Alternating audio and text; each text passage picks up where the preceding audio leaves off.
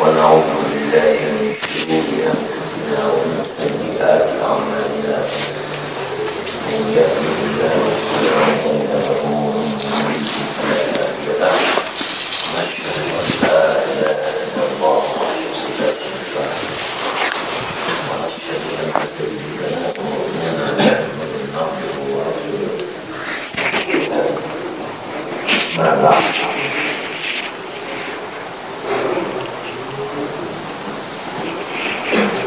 قال رسول الله صلى الله عليه وسلم مثل من يذكر الله تبارك وتعالى كمثل رجل خرج عدوه في إثره حتى إذا أتى على حصن حصين أحرس نفسه منه كذلك الإنسان لا يحرز نفسه من الشيطان إلا بذكر الله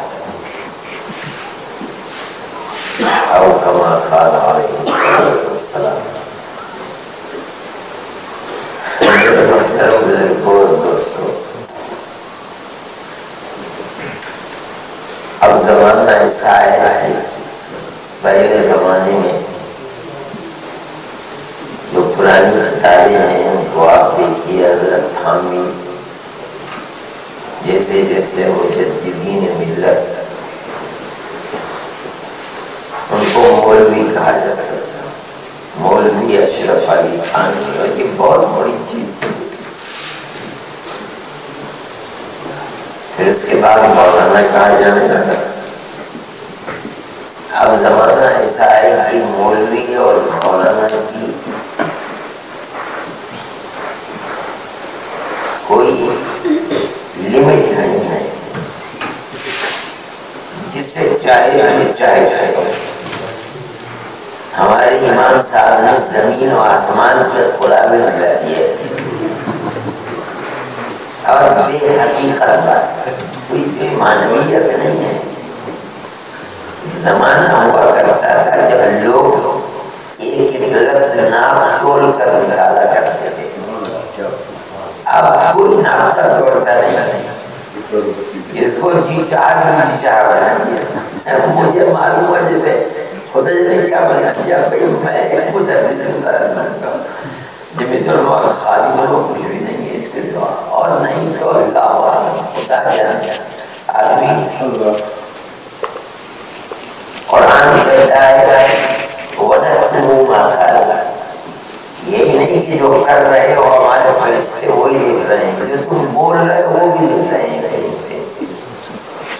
مَا يَلْفَظُ مِنْ قَوْلٍ إِلَّا لَدَيْهِ رَقِيبٌ عَتِيدٌ.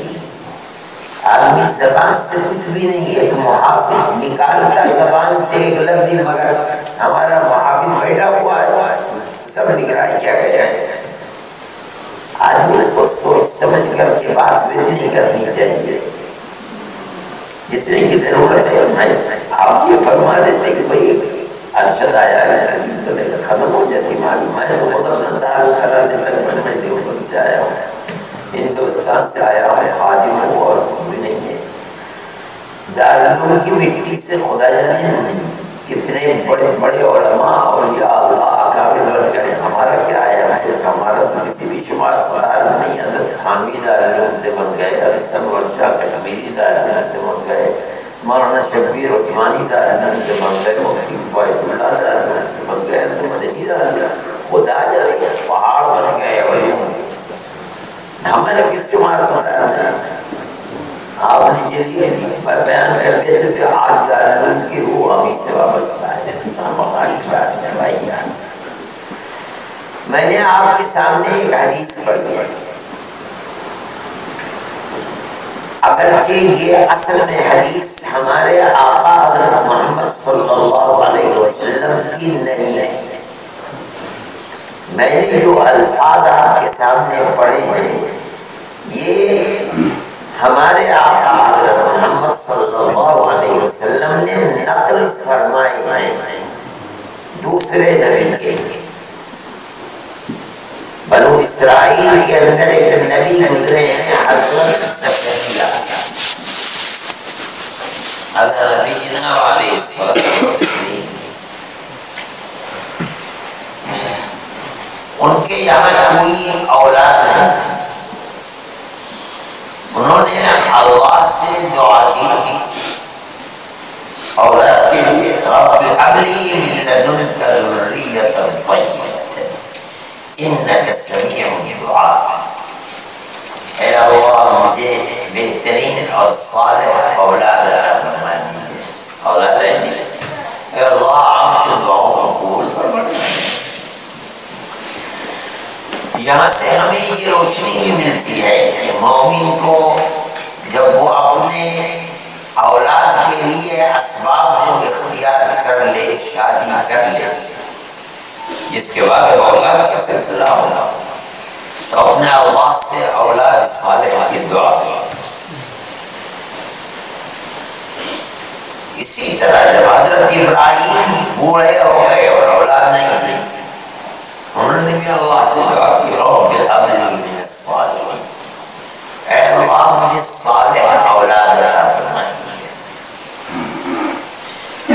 جس طرح انہوں نے دعا کی تھی، اسی طرح حضرت زکریا نے بھی، یہ بنی اسرائیل میں سے انہوں نے دعا کی، اللہ نے دونوں کی دعاؤں کو قبول فرمایا۔ قرآن کہتا ہے حضرت ابراہیم کو بھی اللہ نے دعا قبول فرمائی اور نبی کی دعا تھی، پھر اولاد عطا فرمائی اور اولاد بھی نبی عطا فرمائی، حضرت اسماعیل اور حضرت اسحاق دونوں نبی ہیں۔ حضرت زکریا نے دعا کی، اللہ نے ان کو بھی اولاد دی اور نبی دی۔ چنانچہ فرماتے ہیں یا زکریا انا نبشرک بغلام اسمہ یحییٰ، اے زکریا تم نے دعا کی ہے، ہم تمہیں لڑکے کی بشارت دیتے ہیں، اور بشارت دے رہے ہیں ابھی پیدائش سے پہلے ہم اس کا نام بھی رکھ کر تمہیں دے رہے ہیں۔ فرمایا اسمہ یحییٰ، اس لڑکے کا نام یحییٰ ہے، اور اس سے پہلے کسی کا نام یحییٰ نہیں رکھا گیا۔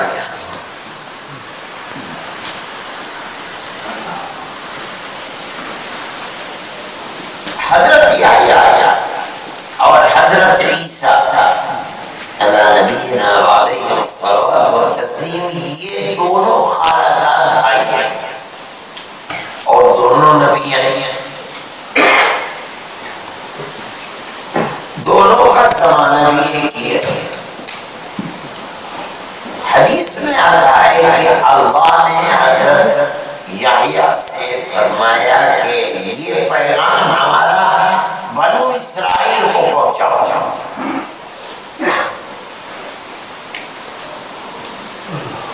انہوں نے بنو اسرائیل کو بیت المقدس میں جمع کیا اور نبی نے بلایا تھا، اس لیے بہت بڑی تعداد میں حدیث میں آتا ہے اوپر نیچے ہر جگہ بھر گئے بنی اسرائیل۔ وہاں انہوں نے کچھ باتیں کہیں، 5 باتیں، ان 5 میں سے ایک یہ چیز ہے جو میں نے آپ کے سامنے پڑھا۔ اللہ کے نبی حضرت محمد صلی اللہ علیہ وسلم کو اتنا ان کا فرمانا پسند آیا کہ آپ اس کو اٹھا کر اپنی امت کے سامنے پیش فرما رہے ہیں۔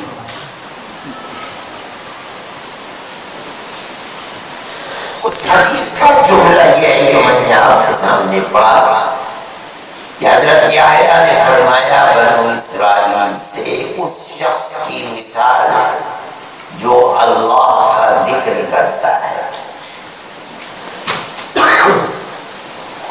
ایسی ہے جیسے کوئی آدمی اپنے گھر سے باہر نکلا اور اس کا دشمن ٹاپ میں بیٹھا ہوا تھا کہ نکلے گا تو قتل کروں گا اسے،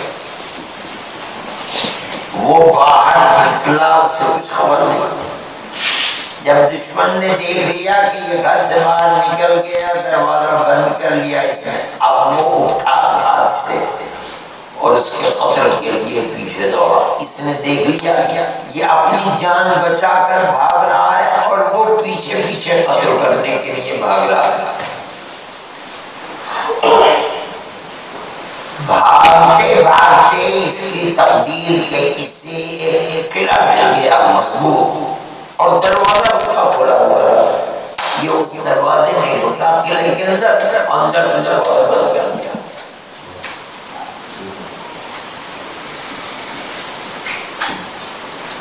آپ دیکھیے کہ دشمن بھاگ رہا ہے قتل کرنے کے لیے، اور یہ اپنی جان بچا کر بھاگ رہا ہے۔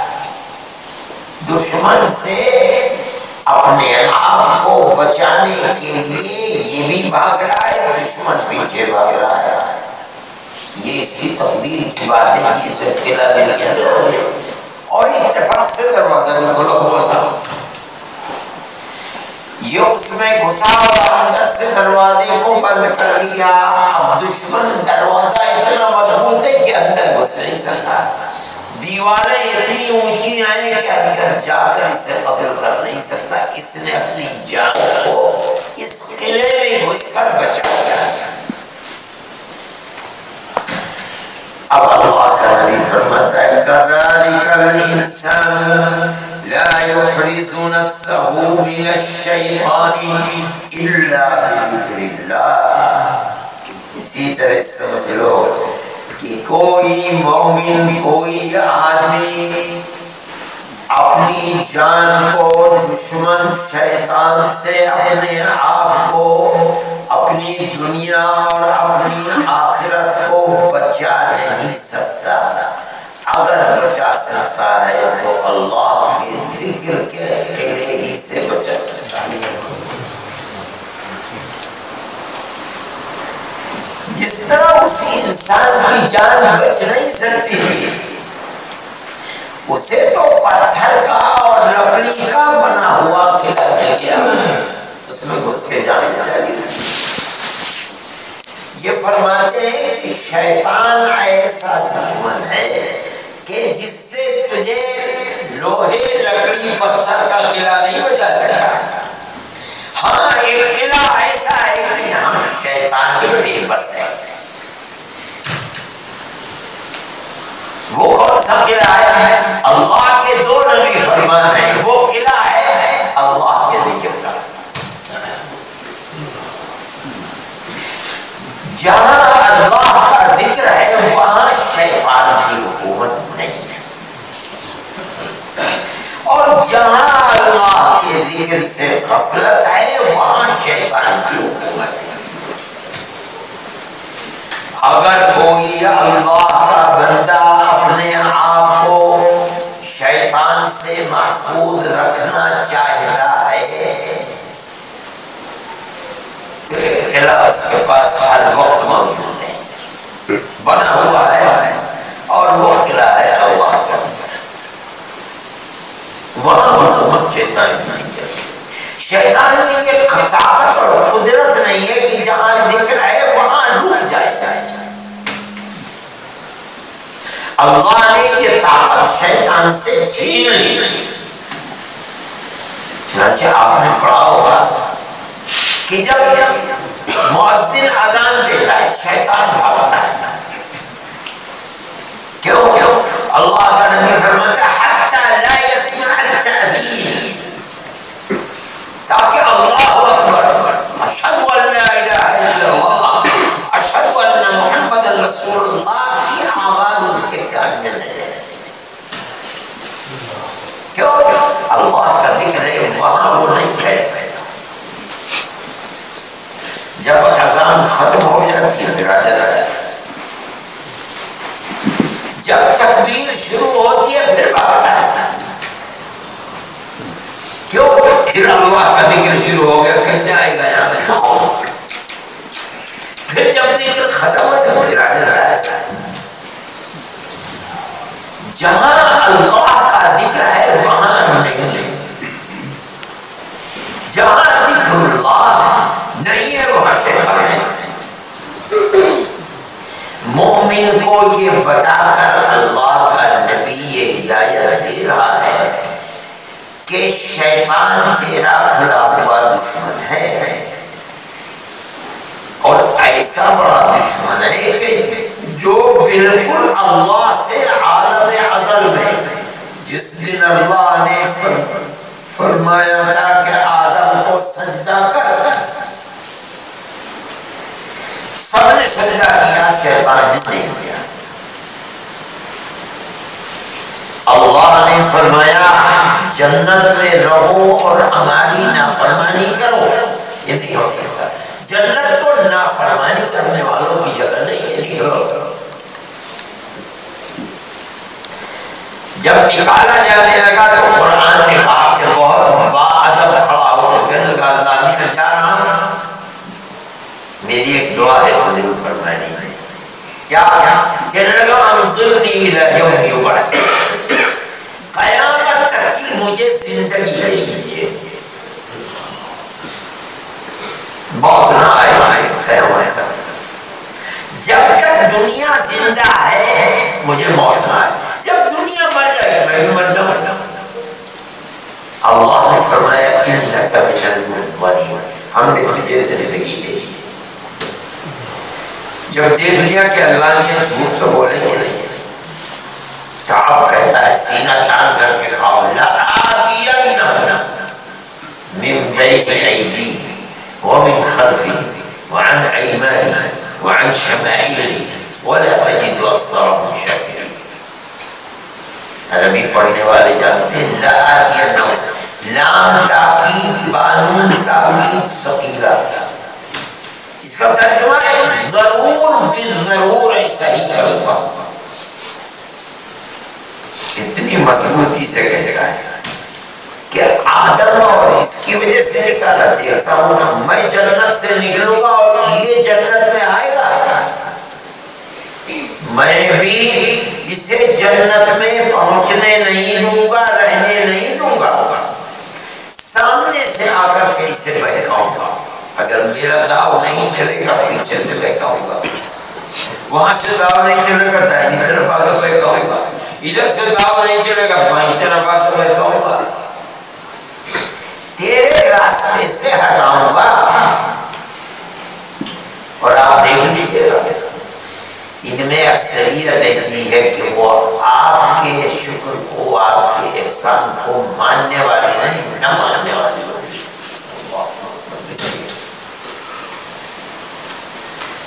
یہ دشمن جو اتنا پکا دشمن ہے اور اللہ سے یہ وعدہ کر کے دنیا میں آیا ہے، اور اس کو طاقت اتنی ہے کہ یجری من الانسان مجرى الدم، جہاں جہاں انسان کے شریر اور جسم کے اندر خون دوڑتا ہے وہاں وہاں شیطان بھی جا سکتا ہے۔ ایسا دشمن، ایسا طاقتور دشمن، اور انسان اتنا کمزور، اگر اتنے طاقتور دشمن کو تجھے زیر کرنا ہے، بے بس کرنا ہے، تو اس کے لیے یہ ٹھیک ہے، اس کے سوا کوئی دوسری چیز ہے ہی نہیں۔ وہ کیا ہے؟ اللہ کا نبی، دو نبی فرما رہے ہیں ذکر اللہ، یہ کام اگر ہو سکتا ہے تو اللہ کے ذکر ہی سے ہو سکتا ہے۔ جہاں اللہ کا ذکر ہے وہاں شیطان ہے، اور اگر نہیں ہے تو وہاں شیطان کی حکومت ہے۔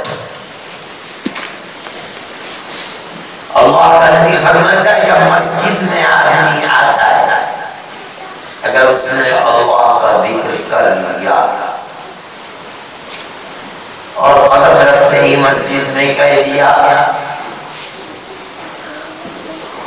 اے اللہ اعوذ باللہ العظیم وبوجهه الكریم وسلطانه القدیم من الشیطان الرجیم،